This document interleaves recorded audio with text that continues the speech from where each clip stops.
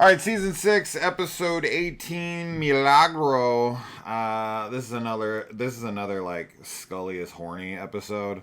For some reason, every season or two, they always have to have like a. All right, Mulder, I've waited for you long enough. I'm horny. I want to get laid. Yeah. I'm gonna go after this bad guy.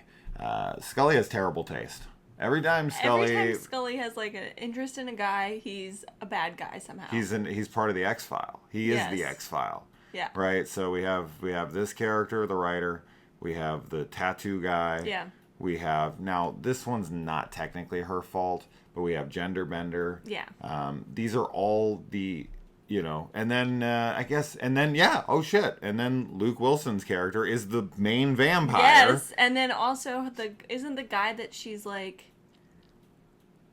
that she used to date? Remember? Oh. He's also part of the X-File? The Jack who gets the body swap. Yeah. And she used to date him back in the day, and now he's diabetic, and that's how the guy ends up dying, but he becomes another X-File, so that one, he wasn't an X-File before, but now he becomes an X-File. Yeah.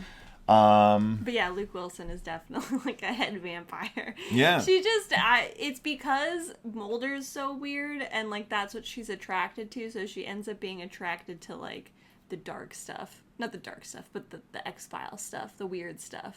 Yeah, it's weird. Interestingly, like every time, it's like every season or two, Scully has some weird little crush. Yeah.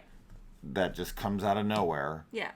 And at this point, it's becoming like the Law and Order joke, where the most famous cameo of the episode is the killer. Yeah. Right? So if Scully's crushing on a guy, he's the X-File. This one feels similar, though, to Gender Bender, because I don't feel like she's entirely in control of how she's feeling. He's writing her He feelings writes that her way. to make her attracted to him. I think that's unfair and an ethical violation. It's a consent violation. Too. Yes and no. I think that is partially true, but I also think that what Scully wants above all else is she wants to be recognized. She wants to be noticed. Mulder doesn't ever notice her. He constantly makes, if at all ever has any kind of romantic passes at her, they're always comedic. Yeah. They're always jokes. Yeah. All right, Scully, you want to get it on? It's always in a very unserious way. Yeah.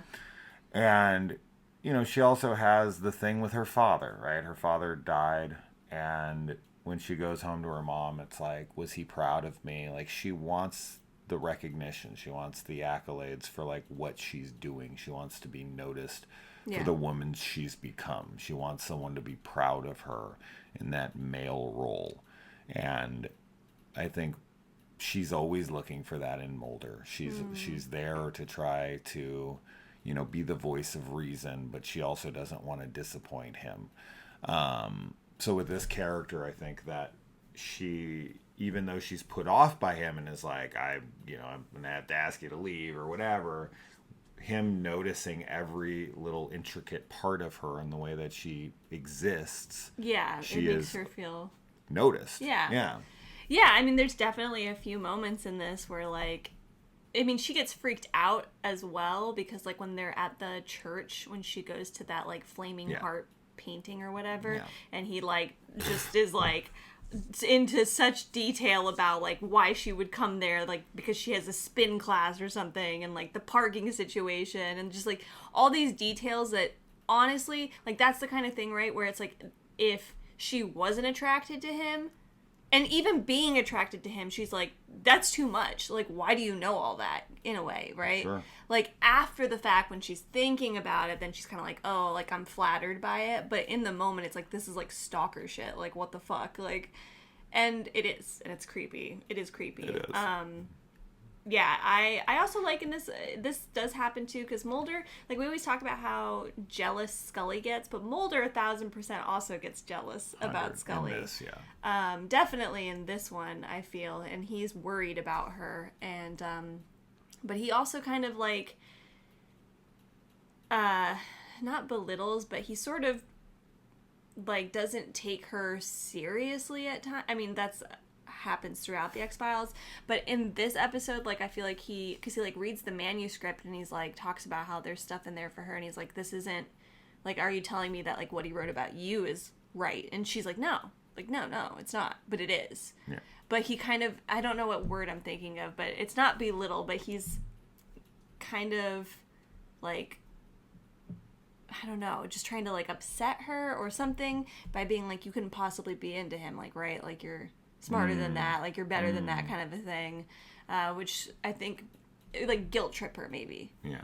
I don't know. That was the sense that I got from it. But so John Hawkes plays our main guy here, and in the opening he pulls out his own heart and puts it in the fire, like levitating above the fire, because his heart burns for January embers. Yeah, right. My heart yearns for you there. I don't understand that. I don't know what that is. Because he's having other people's hearts pulled out of their bodies. I don't know why his is able to be pulled out and from his body and just sit there by the fire. I don't know what that meant. It feels symbolic. Yeah, it does, but I don't. I don't know, but I don't know if it really happened. Well, he goes down there and dies at the end. Oh yeah, you're right.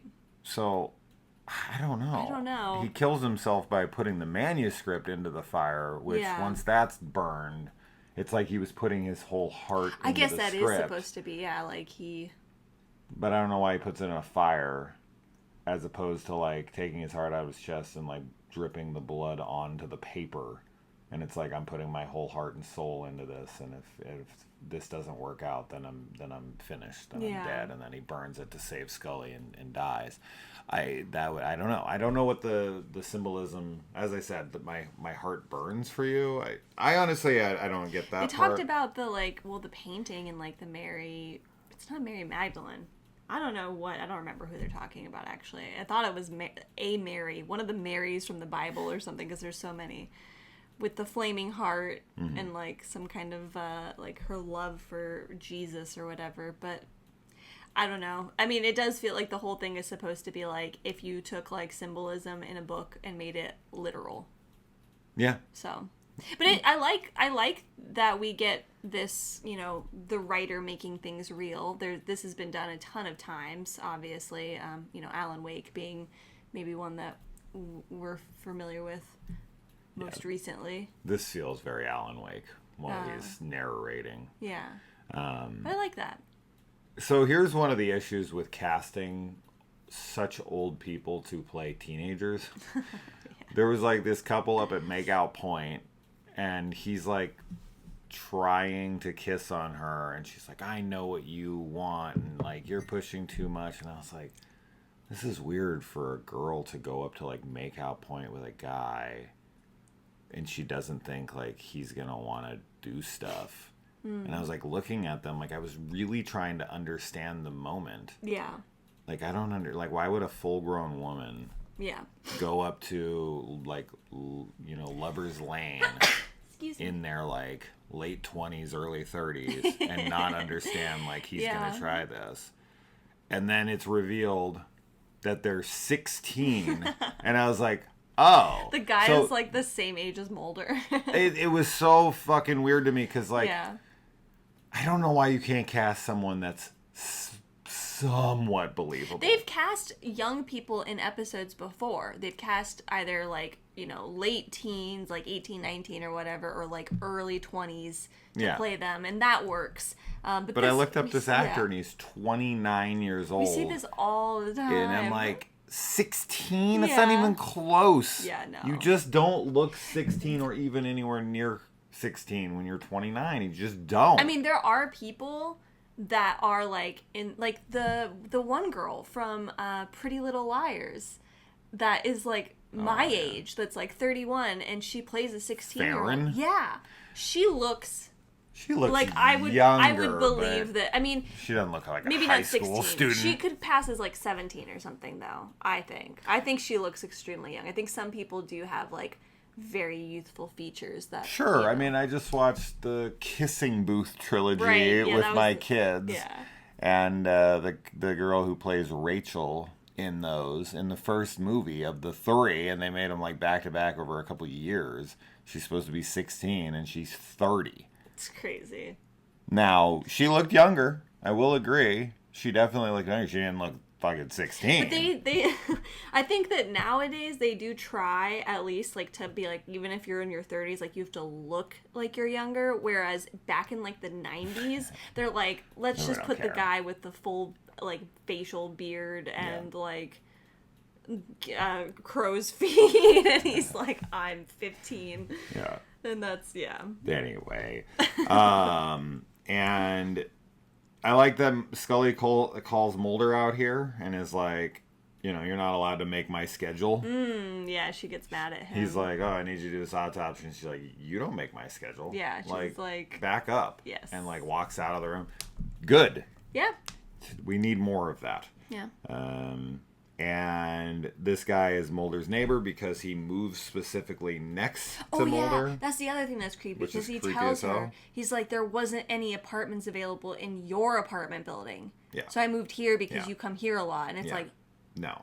And that's moves right next door. so scary. Yeah. That's like, wait, what? No. But that's why I feel like she's under the influence of what he's writing, because I think if she was in her right mind, even being attracted to him, that would be like way too much. Yeah. Scully is trying so hard, bending over backwards. She almost bent over forwards as well earlier in the episode. But she's bending over backwards to believe this guy. Yeah, she's doing everything she can. And she's like, there's a really funny scene actually where Mulder is, you know, like saying like, no, like he's like, it's not, this isn't real, or like, what, I don't remember what he's saying, but basically she's like, yeah, but like, what if like he just is like getting the ideas, like it's just coming to him. Yeah. And he like, Mulder like switches them. He like turns him around. He's like, since you're on my side of things, like where I would usually be, like let's you know, like let's be in the positions or whatever. And it's kind of funny. And the one big reveal here, which it's not really that big, but it is, I would say, obvious confirmation, which once again, this is nothing surprising, of course, but when the writer is talking about his book and his folly, he's like, you know, I thought the problem was this, but the problem is that I could never have you because you're already in love. Yes. And it's like, and he knows her deepest, darkest, you know, desires, and he can read into her mind, and it's very obvious that it's Mulder that he's talking about. Yeah. And we had another episode recently that also covered this. The Rain King episode. There's so many where people are just like, you guys are in love. Yeah. Like, you're in love. That happens all the time where somebody... And he even says that to her when Mulder's there.